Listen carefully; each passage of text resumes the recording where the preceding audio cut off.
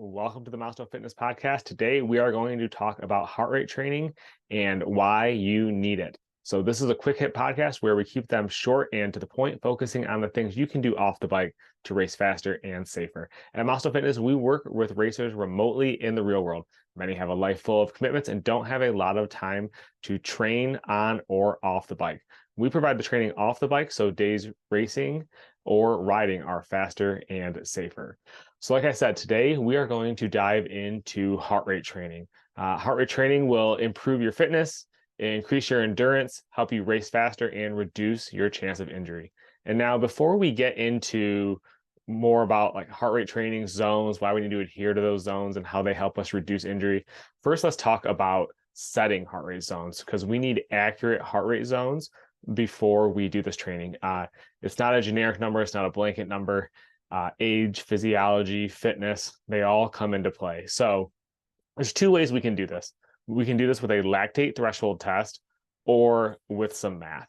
Now, I'll say of the two, the lactate threshold test is superior. It's much more accurate. It's something we do at Maasto Fitness. We provide every racer either with the tools or I administer the test to them to get accurate heart rate zones. And that just depends on what program they're on with Maasto Fitness. So two different ways to do it, and we'll dive into each. So first, that lactate threshold test. So this is basically a reference point of the maximum sustainable effort your body can maintain before the muscles become saturated with lactic acid. So essentially, it's a test where you're doing an all-out effort for a sustained period of time. So for example, if you're a cyclist, this test, the meat and potatoes of the test, the main set would be doing 30 minutes all out without fading. That's the goal. So we would do a warm up, make sure we properly warm up the body, maybe add in a couple efforts to just kind of help prep the system for the work that's going to happen, have a couple more easy minutes, and then go into that 30-minute test. And during that 30 minutes, how I suggest racers pace it is you want to make the first 5 minutes sustainable, definitely not all out, something you feel you can sustain for a while. And then at the end of the test, the final 5 minutes of that 30 minutes, it should be like, I'm never doing this again. This hurts so much. I can't believe I'm doing this type of effort. And that's a good way to really meter your effort for it because we want a gradual increase in heart rate throughout this test or sustaining right at the top that whole time. And if you go out too hot, we're not going to get accurate results. So cycling, for example, like I said, it's that 30-minute test. And then the really cruel part is we just use the final 20 minutes of that data to find the lactate threshold. So after the athlete has completed the test, I go in, for example, in our double jump and triple jump program, analyze the data, take the last 20 minutes of that test to find their lactate threshold.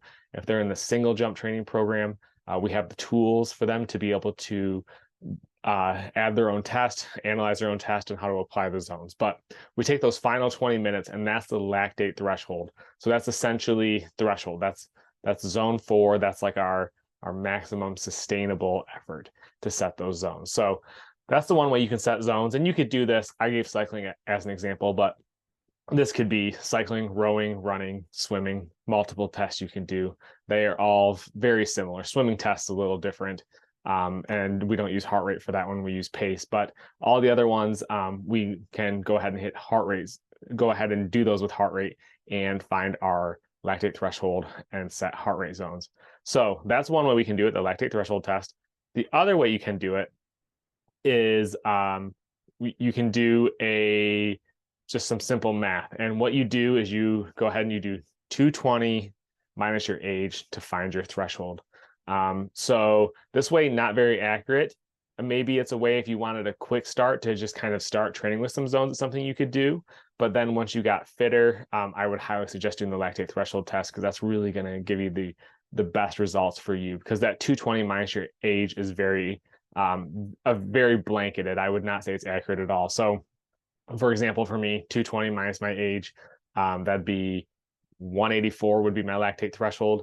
And then that would be, I would use a calculator to go ahead and set those zones. And then I would have zones for training to have more accurate training. But like I said, I would highly, highly suggest the lactate threshold test. Something we do with all of our racers to help give them the zones that are unique to their personal physiology, their fitness and their environment that they're in. The 220 minus your age test is not going to do that. So that's how we go ahead and set those zones. Really important to kind of know the background there, because accurate zones are important.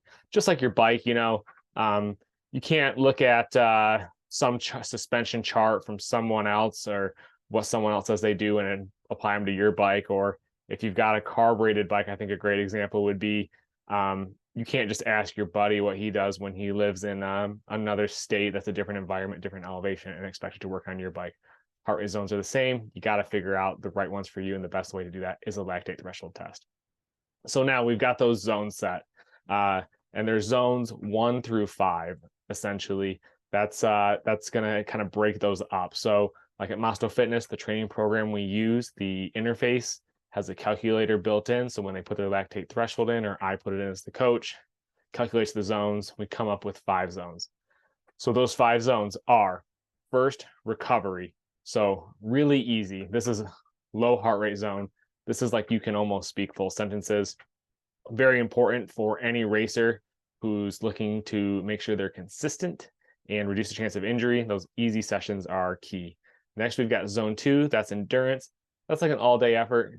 Definitely not easy, but nowhere near hard. An effort that you could, in theory, do for hours and hours as your fitness builds and you become more aerobically fit. Next is zone 3, tempo. This is one where it's kind of like you start to feel the burn. If you had done a lactate threshold test, maybe 2/3 of the way through, start to feel some pretty good burn. Tempos like this. This is a pretty tricky one for many racers, many athletes, because if you're not adhering to zones and you just go out for a ride, go out for a run, whatever sport it may be you do off the bike, you can spend way too much time in this zone and not improve your fitness. You always feel like you're doing something, but you're going to plateau because you're just kind of gray zoning it, as they call. So that's zone 3, some tempo. Zone 4, well, that's getting right up there to that maximum heart rate that we had for our lactate threshold test, and much shorter efforts, pretty hard efforts here. And then finally, zone 5, these are all out. This is like maximum effort, something you really only do for seconds. So now with these zones, once you've got that lactate threshold set, you've got proper heart rate zones, incorporating these zones will help reduce your chance of injury and improve your fitness. And I should say it'll do those things with a proper training plan. A proper training plan on the aerobic side is going to have work that includes recovery, endurance, tempo, threshold, and they're all going to be spaced properly. There's not going to be too much workload or too little workload. And oftentimes it's going to be holding the racer, kind of reeling them in, pulling the reins back a little bit, because we want to make sure the body recovers from efforts, recovers from tempo, make sure recovery rides are put at the right time.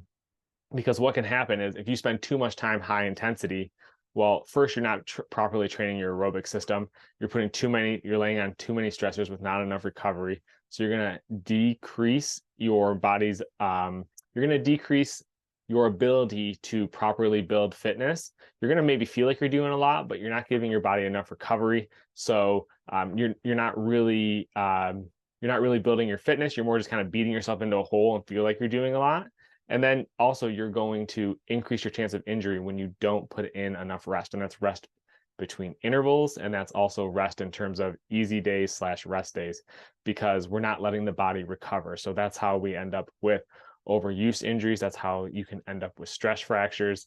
Many different things can happen with improper training and not adhering to zones with a proper training plan. So heart rate training is going to help keep you healthier and help keep you improving, because when it's built into a training plan, we're going to stack the stressors just right to ensure that you're not overcooking everything and that your body is able to recover. And keep in mind, I'm really kind of blanketing this, but this could be someone who is a racer in their teens, in their 30s, in their 40s, in their 60s. And with that, recovery, intensity all come into play. And those racers really kind of need to treat things a little bit different for their own body and physiology. When you're younger, you can stack a lot more intensity and do quite a bit more work, and you bounce back quicker. When you become more of a master's age athlete you really need to make sure you're applying the right stressors. And a lot of times that is for an athlete over 50, a racer over 50, is high intensity and recovery. So spending time in zone 4 and zone 5 for short durations and having ample recovery, because the body doesn't adapt to stressors like it does when it's younger. So we need to do a higher stressor, kind of get up there in zone 4, zone 5, but we need ample recovery to ensure the body's able to absorb those and the athlete isn't going to get injured. So really, zone training, it's there to help you be stronger, healthier, faster, improve more. But you really got to adhere to those zones. And I know, being a coach for over a decade, I've heard many times when I've got a new racer I'm working with, and they're like, the training is too easy. There's not enough intensity. I don't feel like I'm getting any better. But 10 times out of 10, what was going on is that racer was just gray zoning it. They didn't have zones set. They were going out every time and wanted to kind of feel beat down, like they did some serious work. But that's not how it works when building proper fitness. The low end intensity, those zones 1 and 2, are just as important as zones 3, 4, and 5. And when we're racing on the weekends and we want to get the best out of our body, we need to make sure we're properly balancing those stressors, so we're not burning all of our matches during the week and coming into Sunday beat down. We want to make sure we build the body up properly and taper the body so that the racer is able to perform at their absolute best when it's time, which is race day. It's fun to train super hard and fast and intense, but we're racing dirt bikes. We're not racing each other on the weekdays. And so that's really an important part of heart rate training. When it's put into a plan, it's there to help you make sure your body is fresh for race day, which I know I've said that like 100 times, but it's so key. It's so key. Just kind of throwing a dart at a board and how much intensity you're going to have in a session and what you're going to do is not the best way to set you up for Sunday. So making sure you have proper zones, you did a lactate threshold test, and then you adhere to the zones in a training plan are going to help you more than anything. So now next week, we talked about heart rate zones and a training plan and how to set those zones. But next week, I'm going to talk about what you can do and how you can record your heart rate, devices to record your heart rate, best practices recording heart rate, and then kind of what data means, both training off the bike and racing. So you can kind of get a feel for, like me as a coach, what I'm looking for when I'm looking at racers' data or my own data. So that's it for this week. And always like to keep in mind that at Maasto Fitness, we build strength, endurance, and mobility sessions for racers, and we do it remotely. We've got tons of guides about nutrition and hydration and how to properly fuel your body race day and day in and day out. So if you want to give it a try, send me a message on Instagram and I'll hook you up with a free week of our single jump training program for you to try.